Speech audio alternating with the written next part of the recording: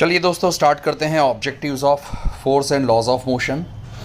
Objectives के पहले theory section को एक बार ज़रूर अच्छे से पढ़ लीजिएगा, रिवाइज कर लीजिएगा। So let us begin. सबसे पहले हम बात करते हैं first objective, the property of body which opposes change in its state. Inertia, आपको पता है इनर्शिया के कारण ऐसा होता है। Second, which is a scalar quantity, scalar vector थोड़ा सा अच्छे से पढ़ लीजिएगा, दिक्कत नहीं आएगी। फोर्स वेक्टर है, मोमेंटम वेक्टर है, इनर्शिया स्केलर दिख रहा है, इम्पल्स भी वेक्टर है, तो inertia is a scalar quantity is the right option. Newton's fundamental law, यहाँ कन्फ्यूज़न होता है बच्चों को, फर्स्ट लॉ या सेकेंड लॉ, तो सही आंसर है Newton's second law is a fundamental law. क्यों? क्योंकि सेकेंड लॉ से हम फर्स्ट लॉ और थर्ड लॉ दोनों ला सकते हैं, इसीलिए न्यूटन्स फंडामेंटल लॉ जो है वो सेकेंड लॉ होगा। मोशन ऑफ रॉकेट, रॉकेट का जो वर्किंग है बेस्ड होता है कंजर्वेशन ऑफ मोमेंटम पे। Next, magnitude of force of friction between two surfaces. अब देखिए इसके लिए फ्रिक्शन के बारे में जानकारी होना चाहिए। जो फ्रिक्शन होता है वो डिपेंड करता है एरिया, रफनेस, शेप या साइज, तो ऑब्वियसली रफनेस ज़्यादा तो फ्रिक्शन भी ज़्यादा। Cause of inertia, obviously it depends only on mass of body. इनको बहुत अच्छे से आप लिख कर याद करिए, इनर्शिया मास पे डिपेंड करेगा। Next, a constant force applied on a body keeps constant it's acceleration. बेटा F इक्वल्स टू फॉर्मूला होता है मास इंटू एक्सीलरेशन। अगर फोर्स कांस्टेंट है ना तो एक्सीलरेशन भी क्या होगा? कांस्टेंट। तो करेक्ट आंसर क्या आएगा बेटा? एक्सीलरेशन। ओके, इसके बाद हम बात करते हैं according to Newton's second law the force applied on a body is proportional to change in momentum. Okay, change in momentum या इट्स, अब देखो the force applied on a body is directly proportional to momentum नहीं होगा, rate of change in momentum होगा, इसलिए ये सही नहीं है। Product of force and mass and acceleration, तो ये ज़्यादा अप्रोप्रिएट ऑप्शन है क्योंकि force is equal to ma आता है ना, याद होगा आपको, मास इंटू एक्सेलरेशन। तो ये बातें छोटी छोटी हैं बट बड़े काम की, ध्यान रखिएगा दोस्तों। नेक्स्ट ऑब्जेक्टिव की तरफ बढ़ते हैं हम लोग। Property of inertia present in, बेटा इनर्शिया वाली जो प्रॉपर्टी है वो तो सभी बॉडीज़ की होती हैं, इन ऑल बॉडीज़। अब ऑप्शंस देखिए आपको समझ में आएगा, डी ऑप्शन सही है। Impulse of a body is equal to, ये हमने क्लास में डिस्कस किया था, impulse is equals to change in momentum, तो A is the appropriate answer. Next, in uniform circular motion, options को पहले आराम से पढ़ लीजिए।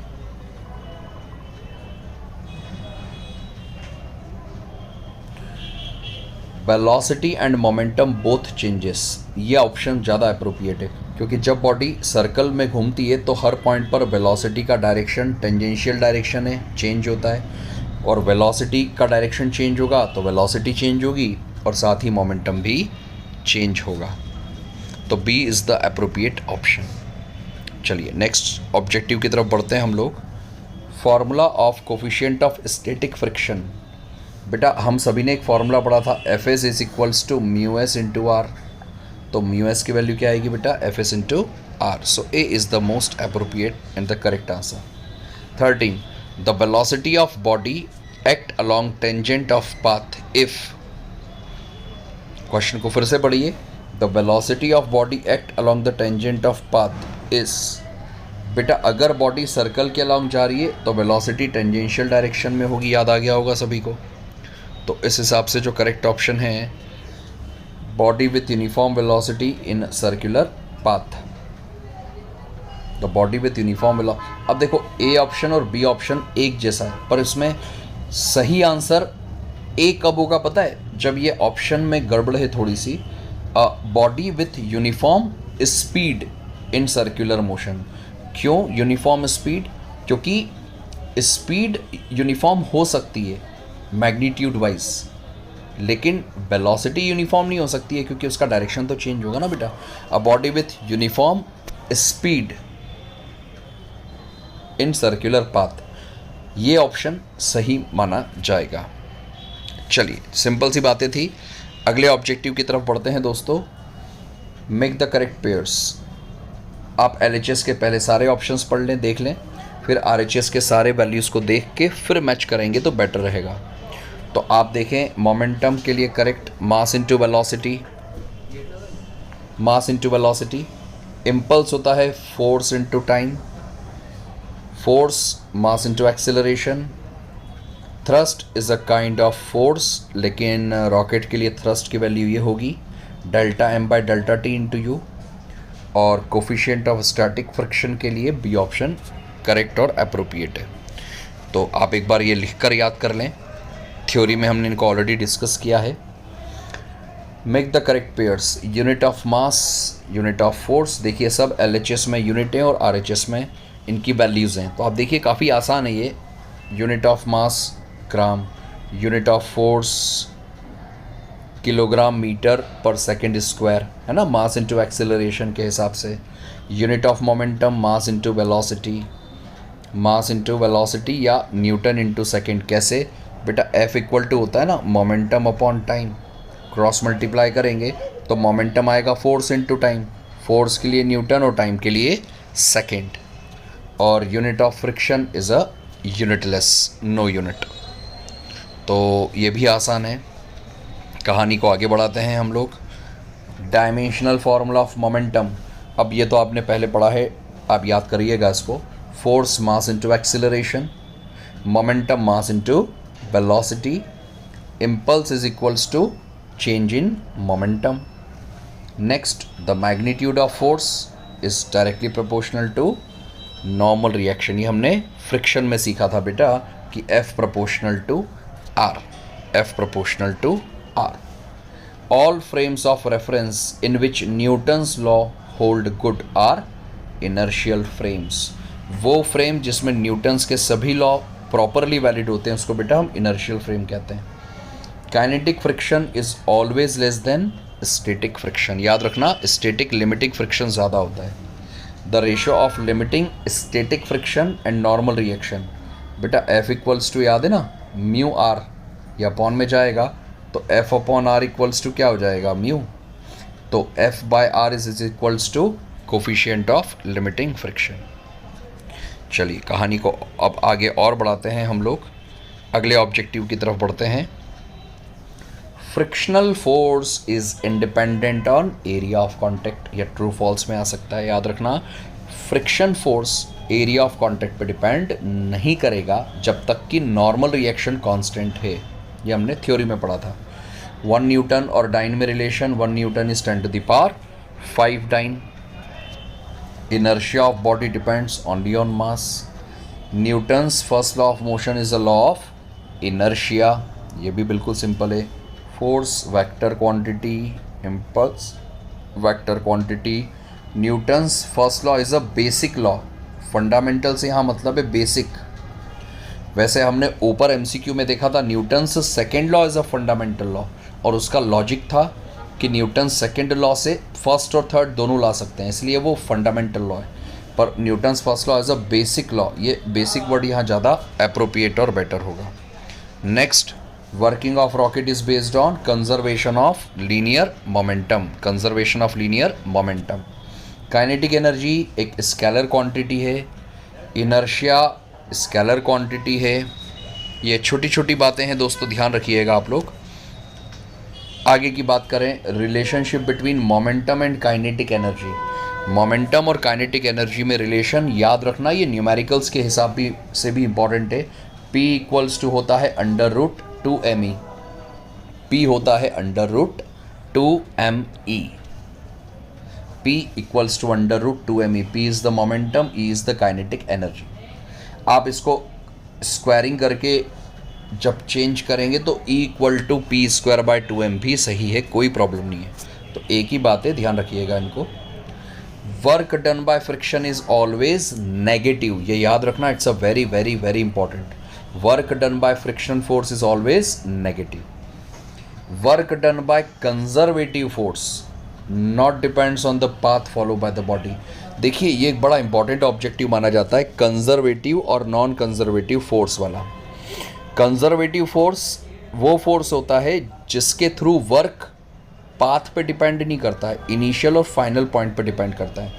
जबकि नॉन कंजर्वेटिव में ये पाथ पे डिपेंड करता है। कंजर्वेटिव फोर्स का एग्जाम्पल है gravitational force, non conservative force का एग्जाम्पल है फ्रिक्शन फोर्स। तो थोड़ा सा ध्यान रखिएगा, इंपॉर्टेंट चीज़ें हैं ये।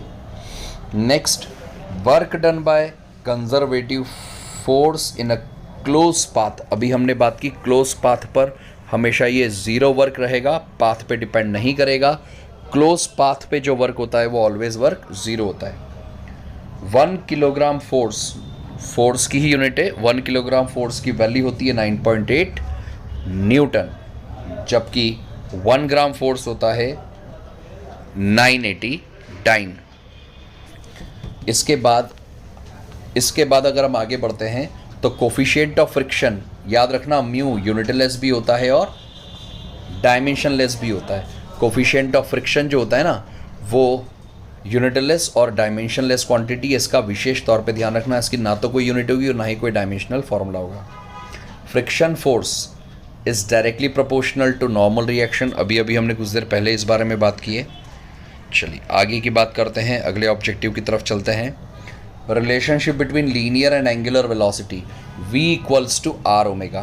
बेटा ये इंपॉर्टेंट रिलेशन याद रखना, v होता है r into omega. v is the linear, omega is the angular velocity and r is the radius. Okay, centripetal force का formula mv square by R या m ओमेगा स्क्वायर आर। दोस्तों दोनों याद रखना, in terms of linear velocity या in terms of angular velocity.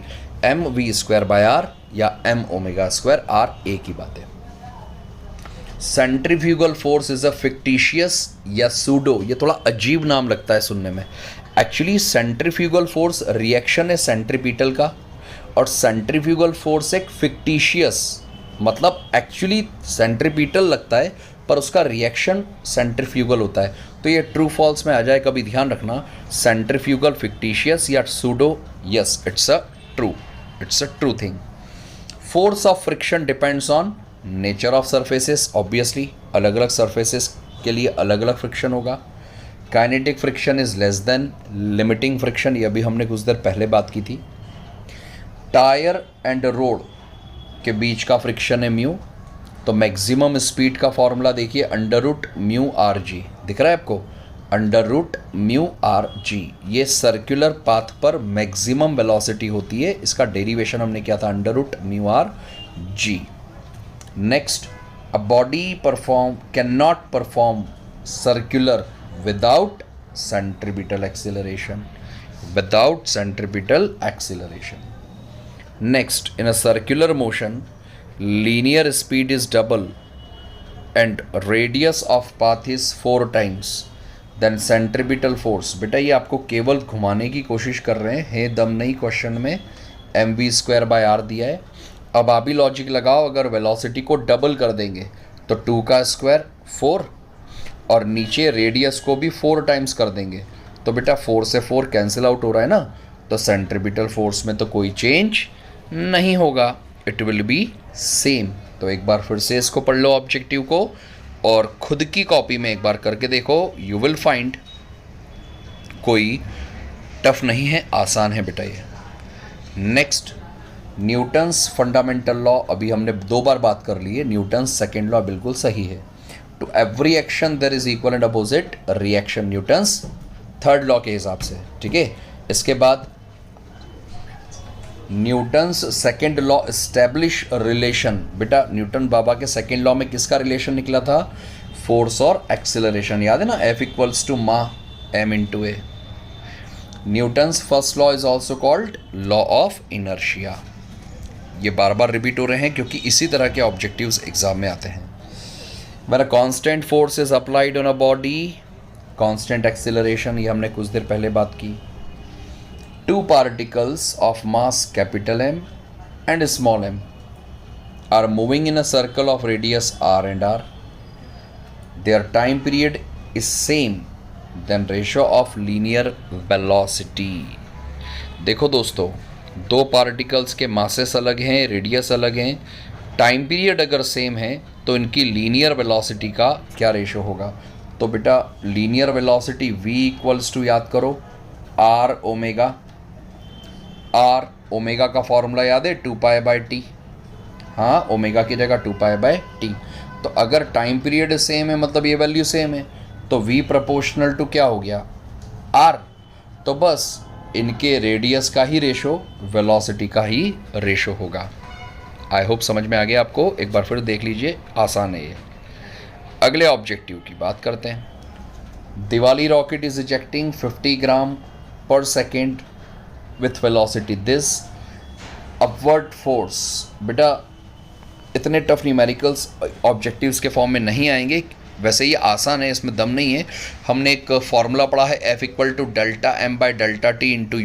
इससे हो जाएगा, बट मेरा ऐसा मानना है अब इसको स्किप कर दो, मत करो, इतने टफ नहीं आएंगे।